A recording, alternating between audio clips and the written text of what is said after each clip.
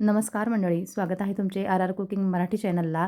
तर आज आपण बनवत आहोत आपला खानदेश लोकप्रिय पापड म्हणजेच बिबडे पापड. याआधी देखील आपण बिबडे पापडच्या भरपूर रेसिपी शेअर केलेल्या आहेत, तुम्ही पाहिल्या आहेत आणि प्रत्येकाने भरभरून याला प्रतिसाद दिला आहे. मात्र आज आपण बनवत आहोत मक्याचे बिबडे. चवीला अप्रतिम व डबलने फुलणारा हा पापड खूप चविष्ट बनतो. अगदी अचूक व संपूर्ण सविस्तर रेसिपी मी इथे शेअर केली आहे. त्यासाठी संपूर्ण व्हिडिओ नक्की बघा. रेसिपी आवडली तर लाईक नक्की करा. सगळ्यात आधी धान्याचे प्रमाण हे आपल्याला भांड्यानुसार घ्यायचे असते, हे लक्षात असू द्या. 7 किलो क्षमता असलेले भांडे मी घेतले आहे. त्यासाठी 4 किलो गहू आपल्याला लागतील. 4 दिवसासाठी आपण गहू भिजत घालायचे नेहमीप्रमाणे. यासोबतच आपल्याला मका लागणार आहे, तर मका आपण 2 किलो घेणार आहोत. पण त्याआधी मका आपण स्वच्छ करून घ्यायचा आहे, म्हणून अर्ध्या तासाकरता पाण्यात मी भिजत घातला. आणि आता जसं अर्धा तास होतो तेव्हा आपण याची गाठोडी बांधून घ्यायची, पाणी काढून घ्यायचं. म्हणजेच काय मंडळी, आपल्याला कांडून घेणार आहोत. त्याची जी साल आहे ती आपल्याला संपूर्ण काढायची आहे. तर या पद्धतीचा वापर आपल्याला करावा लागेल. तर समजा 12 तास आपण हे व्यवस्थित गाठोडं बांधायचं. सकाळी उठल्यावर मोकळं करायचं. अर्धा तास फॅनखाली वाळवून घ्यायचं.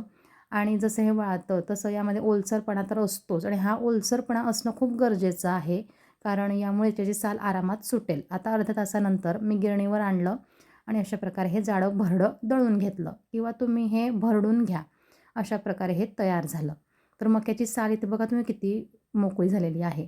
आणि अशीच मोकळी साल आपल्याला करून घ्यायची आहे. मका स्वच्छ करायचा आहे. तर सुरुवातीला आपण हे चाळून घ्यायचं, म्हणजे जे बारीक पीठ असतं ते खाली येतं आणि जे जाडं भरडं असतं ते आपण वर असं तयार असतं ते पाखडून घ्यायचं, म्हणजे साल आपोआपच वेगळी होणार आणि स्वच्छ मका आपल्याला मिळेल. बघा अशा प्रकारे आपला हा मका स्वच्छ झालेला आहे. आणि जी साल आहे ती भरपूर प्रमाणात असते. बघा तुम्ही किती साल निघालेली आहे, म्हणजे मका अगदी स्वच्छ झालेला आहे. आता या मक्याला आपल्याला भिजत घालायचं आहे. ज्या दिवशी आपण गहू भिजत घातले त्याच दिवशी हा मका देखील आपल्याला 3 दिवसासाठी पाण्यात घालायचा आहे. तर अशा प्रकारे आपण हे आता 3 दिवसानंतरच चेक करूया. तिसरं धान्य आपल्याला लागणार आहे तांदूळ. तर तांदूळ हे 1 किलो घेणार, म्हणजे कसं आहे 7 किलोचं प्रमाण आपलं बरोबर होईल.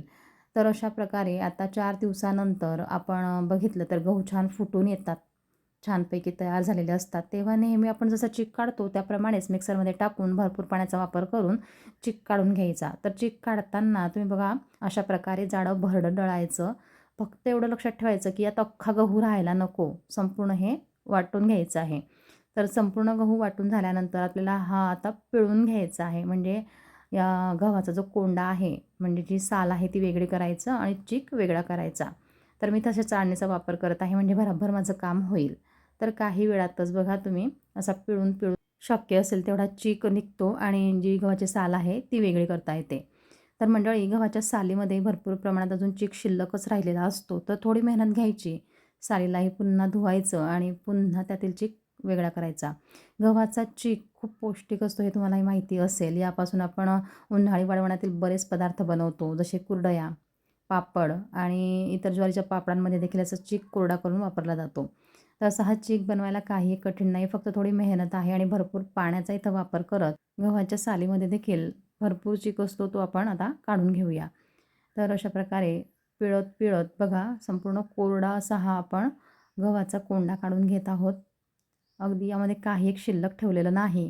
आणि लास्ट आपण सगळं हे गाळल्यावर असा हा आपला चीक तयार होतो. भरपूर पाण्याचा वापर केलेला आहे, मात्र सकाळ होताच यामध्ये तळाशी घट्ट चीक जमा होईल.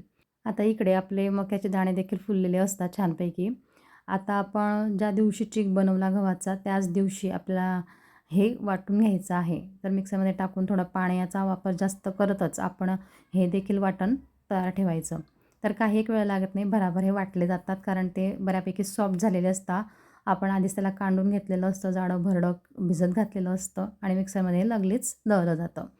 तर अशा प्रकारे भरपूर पाणी टाकून मक्याचं वाटण देखील आपण तयार करून घेतलं आहे.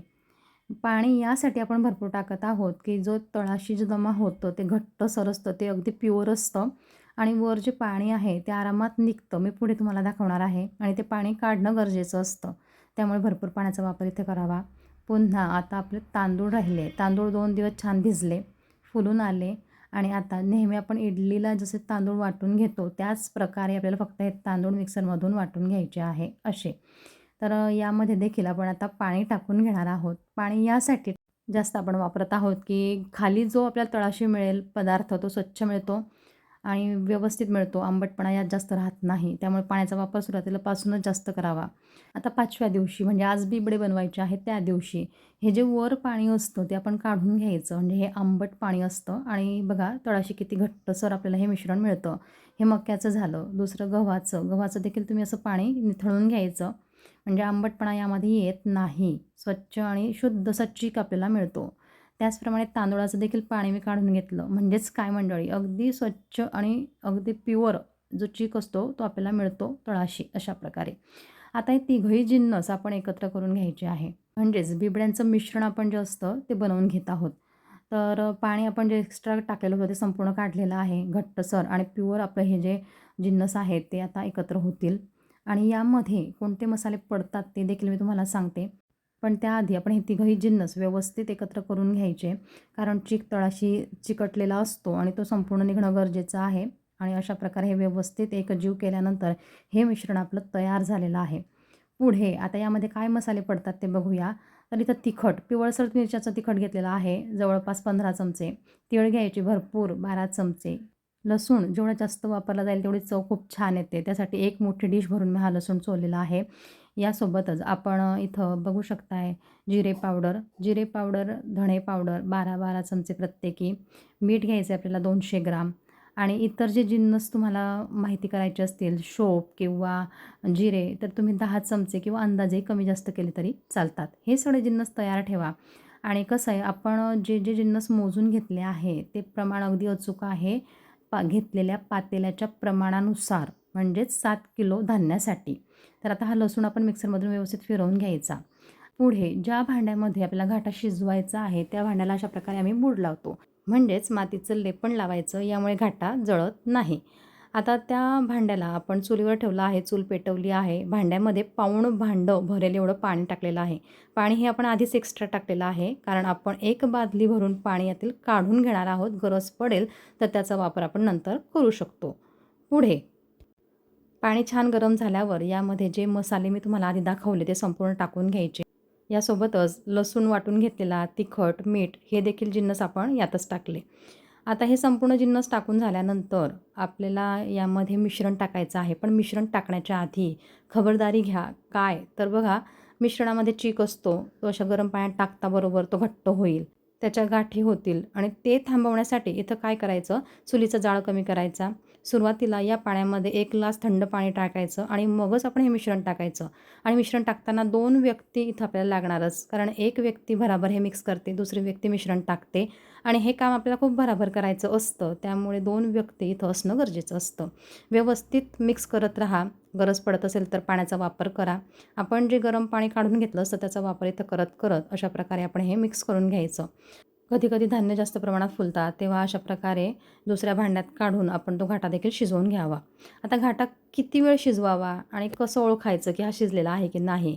संपूर्ण मिक्स झाल्यानंतर बघा यात एकही गाठ राहिलेली नाही. अशा वेळेस आपल्याला हे मिक्स झाल्यावर चुलीचा जाळ लावून घ्यायचा आहे.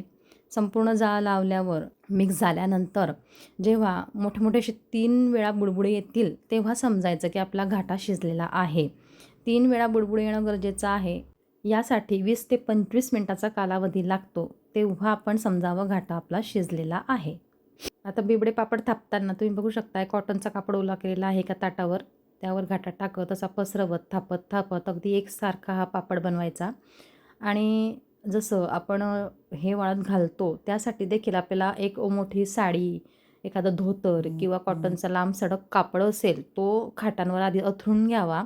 ओला करून अंथरून घ्यावा आणि मग असं पालथा कापड करून हे बिबडे पापड काढून घ्यावे. व्यवस्थित वाळवून घ्यायचे आहे. 4 ते 5 तास एक साईडने वाळल्यावर दुसरी बाजू आपल्याला वाळवायची असते. त्यासाठी पलटी करून घ्यायचं. पालटल्यावर 2 ते 3 तास चांगला वाळल्यावर पाणी शिंपत आपलं बिबडे आरामात निघतात अशा प्रकारे. तर काही एक कठीण नाही. अगदी सोपी रेसिपी आहे. अगदी स्टेप बाय स्टेप तुम्हाला मी सांगितलेली आहे. संपूर्ण सविस्तर आहे. आणि जर तुम्हाला यात काही अडचण येत असेल, समजत नसेल कोणता भाग तर तुम्ही कमेंट करा. मी नक्कीच तुम्हाला रिप्लाय करेन. बघा असे छान चविष्ट आपले मक्याचे बिबडे आणि हे ओलं बिबडं खायला अप्रतिम लागतं. ज्यांनी पण आस्वाद घेतला असेल त्यांनी जय खानदेश कमेंट्समध्ये नक्की लिहा. संपूर्ण बिबडे काढून झाल्यावर अशा प्रकारे वाळवायचे. म्हणजेच ओलेच ते अर्धवट असतात तेव्हा खाटणवर टाकून वर चादर किंवा बेडशीट टाकून त्याआधी दडपून घ्यावे. म्हणजे एकसारखे येतात, वाक यांना येत नाही आणि उन्हात 2 दिवस कडकडीत वाळल्यानंतर आपलं हे बिबडं तयार झालेलं आहे.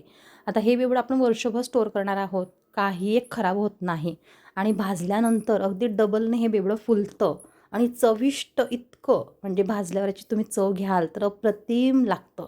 कारण यामध्ये आपण टाकले आहे मका. मका आधीच खूप चविष्ट असतो हे आपल्या सगळ्यांनाच माहिती आहे. शिवाय पौष्टिकही आहे. तर असं हे मस्त डबलने फुलणारं बिबडं म्हणजेच मक्याचं बिबडं तयार होतं. तर मंडळी कशी वाटली तुम्हाला आजची ही आपली संपूर्ण सविस्तर मक्याच्या बिबड्याची रेसिपी?